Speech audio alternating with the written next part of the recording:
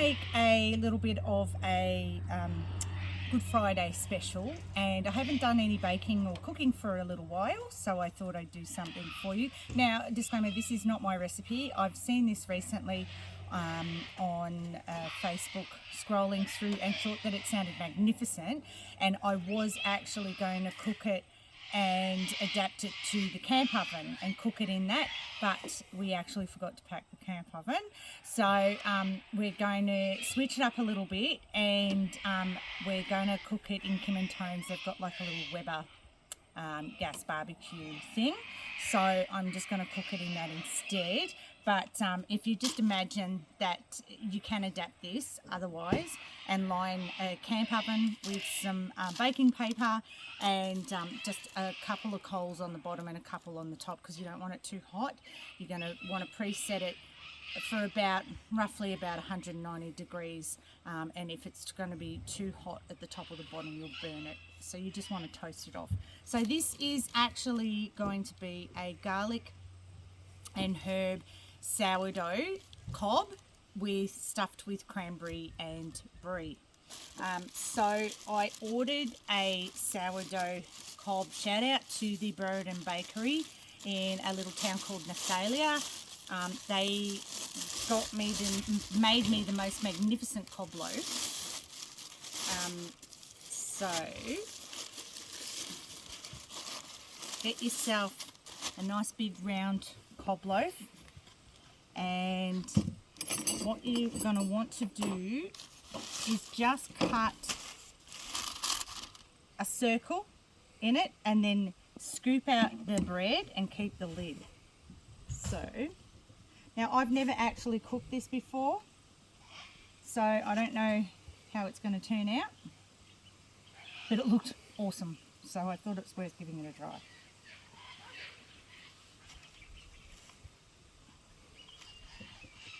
If you take off the lid, so you're going to want to cut, because you cook the lid with the lid on top, so you want to just basically try and cut the lid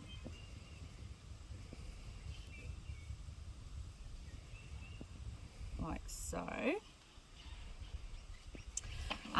And I've pre-done a few of my herbs and chopping and so forth before I came out, just to make it a little bit easier. So then all the rest of the bread, you're just going to scoop out the center and make a bowl.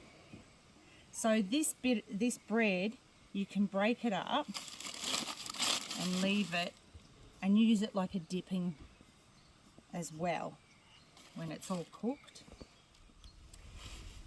Then you just want to melt down a tablespoon.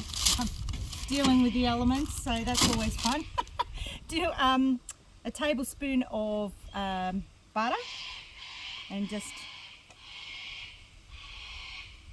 get a little bit of a... Not only am I dealing with wind, but the wasps here are extremely friendly, and as soon as they start to smell food, they come out in droves. So hopefully I can get this done quickly before they figure out what I'm doing. So then you get a tablespoon. They had the recipe of fresh thyme, parsley and rosemary, and I couldn't find thyme anywhere, and I didn't have any in the garden, so this parsley and rosemary I've pre-chopped from home, but I haven't added thyme. And I've also added, actually before I put that in, I added some garlic flakes in there too. Now I'm going to use, they've said to use like a clove of garlic, but I'm going to use some minced garlic and just throw a bit of this paste in here.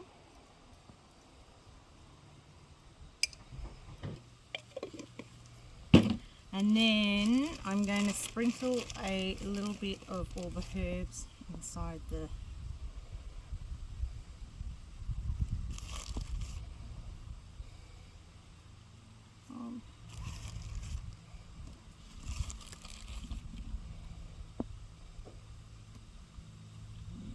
lid. Then I've got cranberry sauce.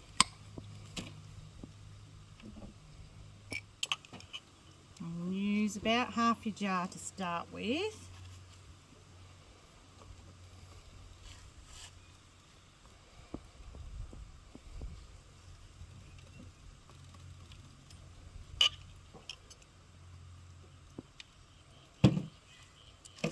And then I've got brie, you can use camembert, whatever you prefer.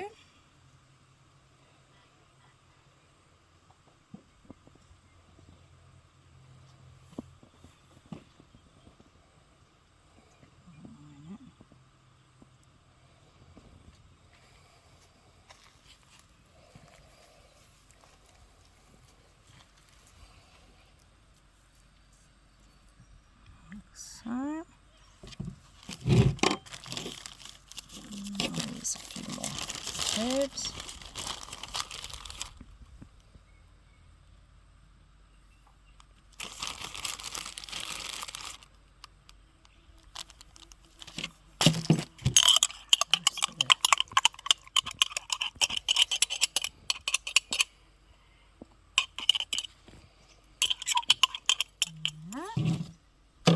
The rest of the cheese.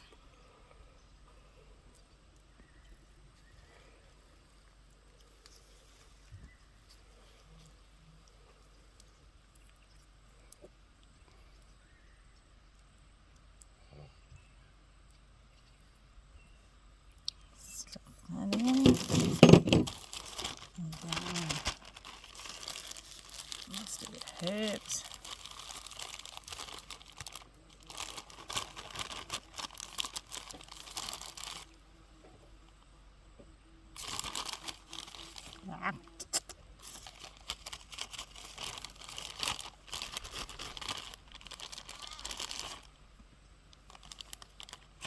Alright, now you can garnish it a little bit if you prefer with some more fresh thyme or parsley, but I've got quite a bit of herbs in there, so I'm just going to leave that. Pop your lid back on and then put it into your tray.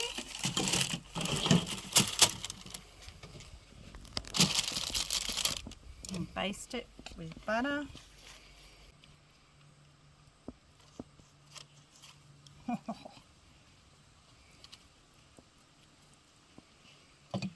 Right-ho. Now we'll go pop this over in the Weber. Just letting it cool down a little bit because it's supposed to be in a preheated 190, so there's a bit of trial and error trying to get the right temperature on this.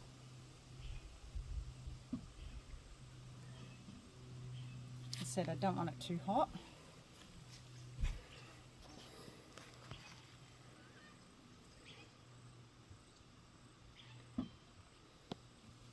Oh.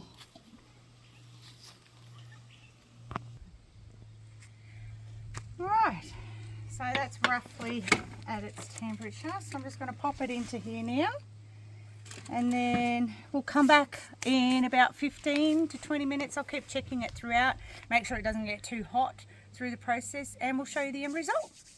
Okay, so it's been cooking now for about 20 minutes or so, and I've just let it rest off the heat for a little bit, and the moment of truth. Smells amazing. It's crusted up beautifully. We'll take it over to the table and we'll go and see what it looks like. Alright, here goes.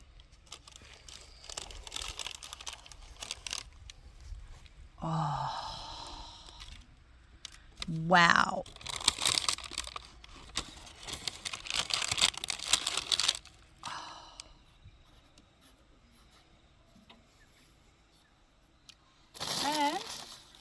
And here goes the taste test.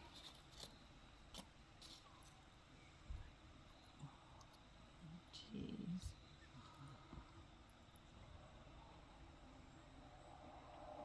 Oh.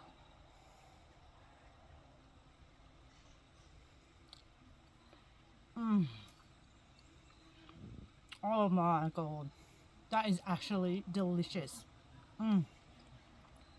Give it a try. I assume it's Good Friday up here.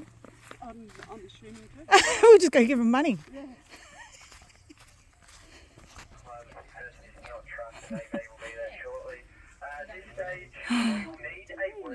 Yeah. Awesome. Good job, guys. Yeah. Thanks for Thank you doing so what much. you do. No Yeah, worries. 100%. Thank you. It's a good cause. What's your dog's name? Arnie. Hi, Arnie. Better than the caravan park. Thank you. You guys having a nice time? Yeah. We have decided to pop into this gorgeous little pub in Gingerlick, and it is nestled right along the Upper Murray, and it is absolutely stunning and packed, beyond packed. So it is Easter Saturday, and everyone's decided that they want a little piece of this beautiful pub. So come on in and let's see what it's all about.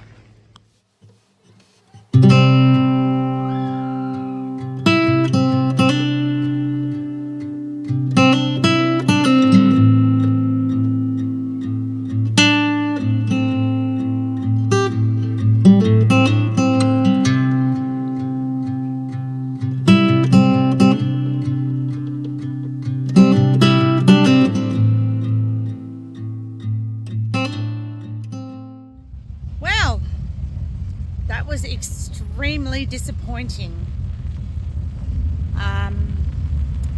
We have sat here for over 2 hours at the Gingerlick pub. We've tried to be understanding. It is very, very busy and packed, and we've waited, and it's been more than 2 hours since we ordered our meal. We've watched people come an hour after we've arrived. Yeah, and we've watched people go. We approached the bar. We asked them why our meals were taking so long. Way after 2 hour mark. They were too scared to go and ask the bar staff, the chefs, because they were so under the pump, and we tried to understand. Now we have been told, well, after 2 hours, that it's going to be another 2 hour wait, and it's too late to go anywhere else in this tiny little town to find anywhere to eat. So I'm sorry, we really, really, really wanted to support this gorgeous little pub in this time of huge busyness, and all they could do is offer us a refund. So extremely disappointed, extremely disappointed.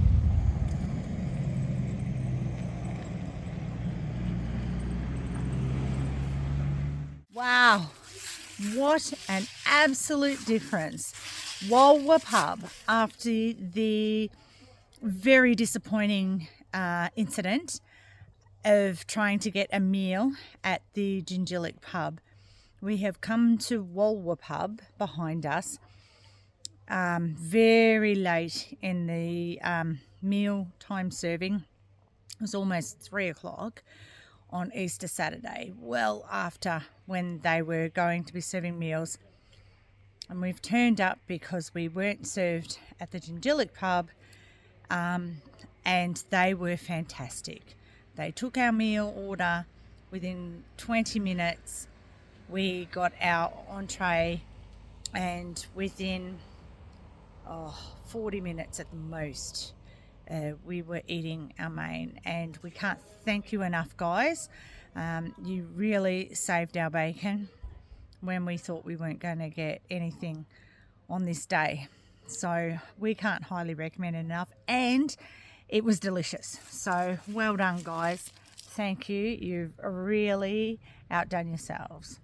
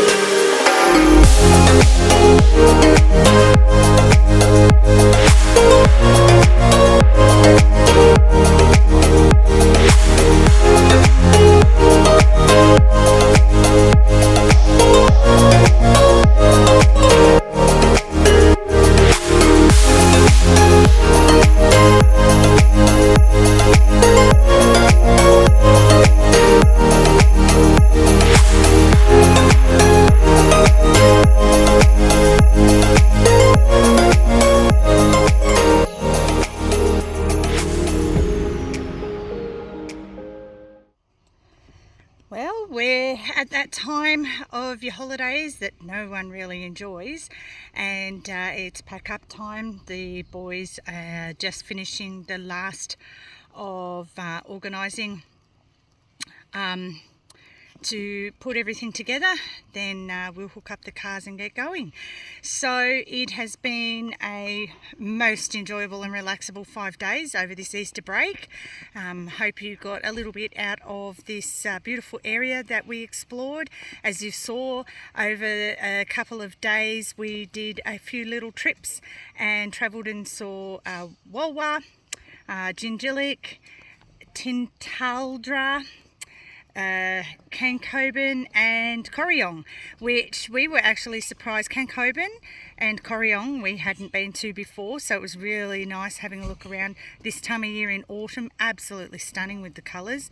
The Uncleboris dam that you saw was pretty spectacular as well, what releases all the and controls all the snowy mountain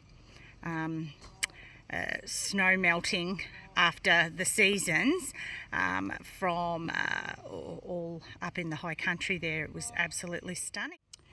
And the town of Corryong was actually a really big surprise. We didn't expect it to be such a big town. And we noticed as well, we didn't stop, we just drove through, but we also saw that it's the final resting place of Jack Riley, the man from Snowy River himself. And there's a big museum there too, and quite a lot of history about it. So definitely one that we'll put on our radar when we've got some more time to go and explore. So we hope that you have enjoyed your time away, and hopefully you did get to go away as well. Hopefully you have learnt a little bit about what not to do, and some ideas of some places and tips that you might want to come along as well. And until next time, we'll see you then. Thanks, trippers.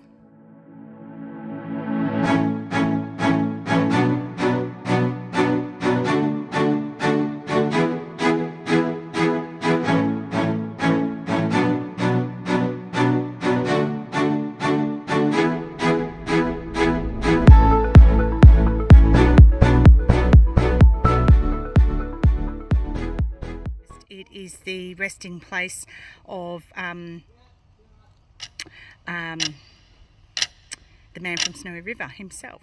Anywhere, but also noticed it's the final resting place of the grave of Jack Giles from the man from Snowy River. Resting place of Jack Riley, the man from Snowy River himself.